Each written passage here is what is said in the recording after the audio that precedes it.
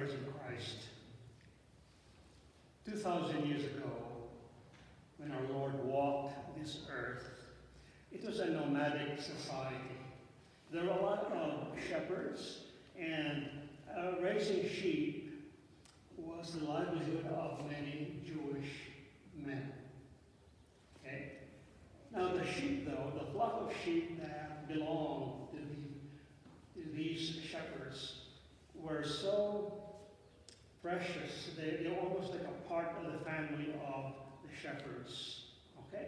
Every now and then, the shepherd would hire somebody to watch over the flock if he had to go away somewhere. Okay? And that person was what we would call a hireling. A hireling. He was hired to watch over the sheep. However, hireling did not have an emotional bond with shepherds. Okay? They were just there to do a job. So it was an occupation for them. It was not a vocation. However, for the shepherds who owned the sheep, and for their children, for their families, it was a vocation to really take good care of the sheep. They were emotionally bonded toward the sheep. Whereas a hireling was not emotionally bonded. He was just there to do the job. Okay? He was just there. It was an occupation for him. Now, let us transfer this analogy to modern day society. In the United States, for example, it is not unusual for a family to own a pet, right? A pet cat or a pet dog. Sometimes they have more than one pet dog, okay? And these pet dogs often become, well, not often, but they become part of the family. The parents and the children also become emotionally bonded towards these pets, these dogs, okay? Now, every now and then, the family may have to go somewhere, and for some reason, they cannot bring the pet dog with them, and they will hire a next-door neighbor. Can you please look after our pet and make sure that he or she is fed, or that he or she is clean? Okay? And the neighbor will do that. But often, the neighbor is not emotionally bonded towards the pet. The neighbor will feed the dog, the neighbor will make sure that he is clean, but there's really no feeling. Okay, never, not all the time, but sometimes neighbors don't have feelings for a dog or for a cat. They will just do what they're asked to do. Okay?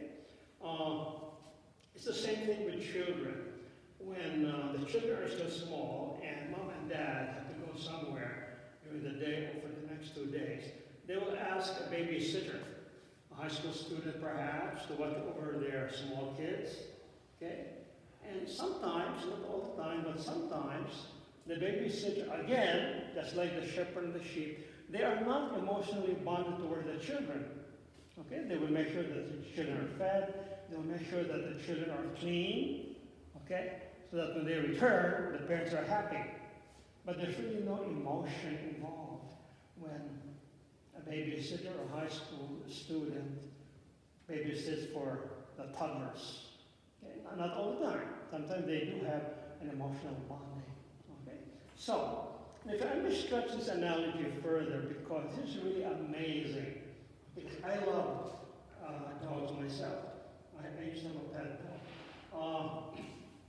I knew a family back in California. They had a 2-year-old Labrador. Okay? And they had a 6-month-old, I think it was about 6 months old, infant baby. And the Labrador and the baby became very close. So much so that the Labrador will not eat his meal unless he sits next to the infant baby as the baby was being fed by the mother. Okay? So it came to the point that the Labrador would take his meal on the table. He would sit in the chair and he would eat unless he had his own plate, his own bowl.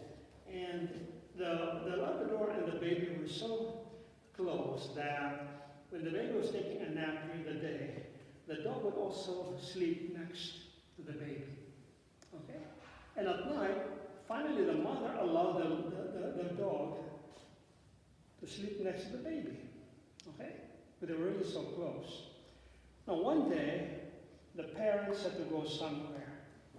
And the father said, okay, let's ask the girl next door to to watch over the baby. For some reason, they could not bring the baby where they were going, okay?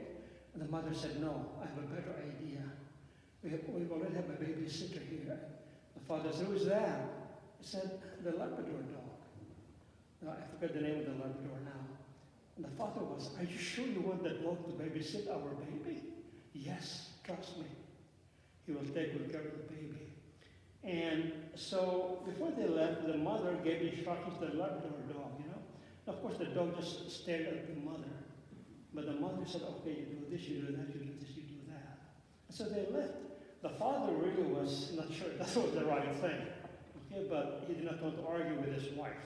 Okay? When they returned that night, when they entered the living room, they saw the Labrador swinging the crib back and forth like that with his right leg. It was going like that. And the father said, oh my goodness, what is he doing? And the mother said, oh, I know what happened. The baby was crying. Because every time the baby cried, the Labrador would go like this with his crib. Okay? And eventually the baby would stop crying. So that's how emotionally bonded the Labrador was to the baby. Okay? Because just like sheep is family, the shepherds. Okay? And dogs and pets, and cats, they are family. Okay? So,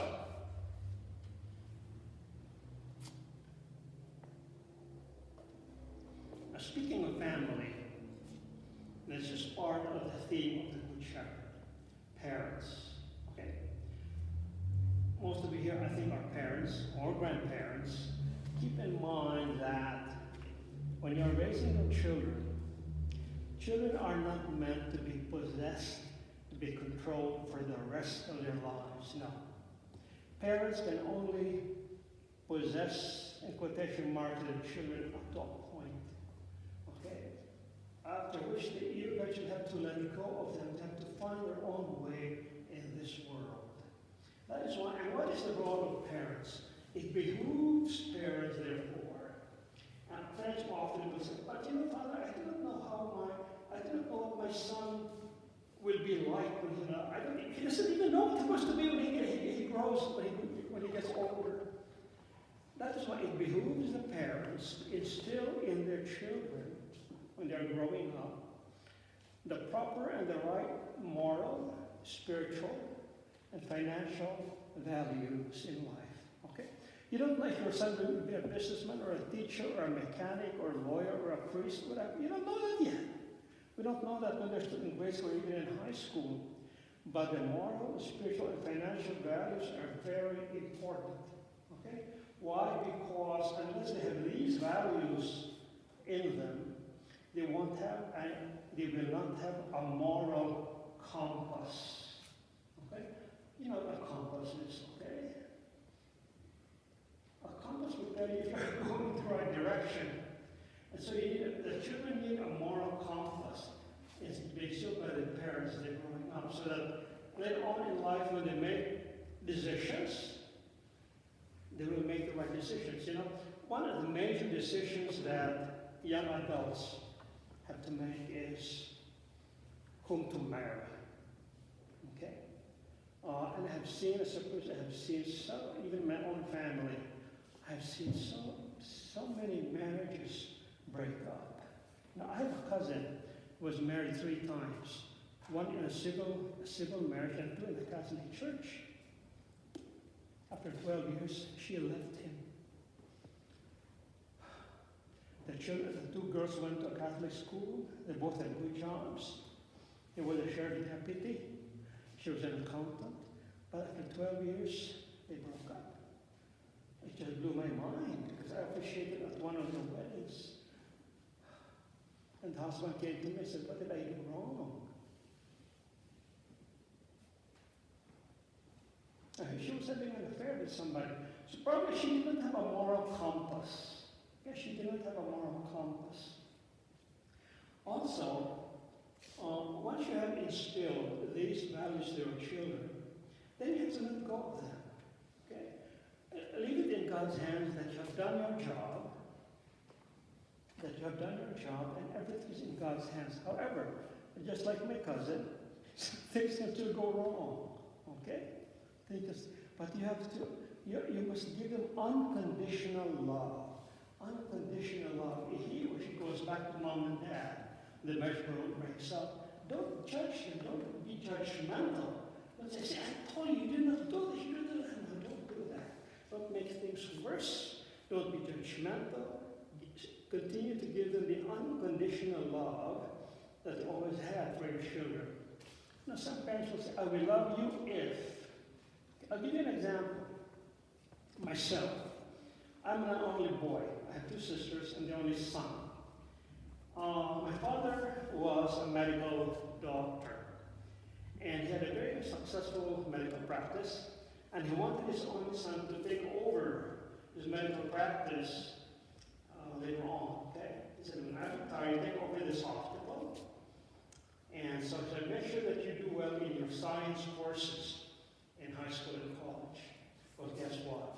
The science courses I took in college and high school were some of the worst courses I ever had. My grades were mediocre in science and biology, etc. And I couldn't even stand the sight of blood. How could I be a doctor? I couldn't stand the sight of blood, you know. And so I told my father, I said, please don't push me into becoming a doctor because I can't be a doctor, you know. At that time, I still did not know that I wanted to be a priest. But see, my point is my father gave me conditional love. I will love you if you become a doctor.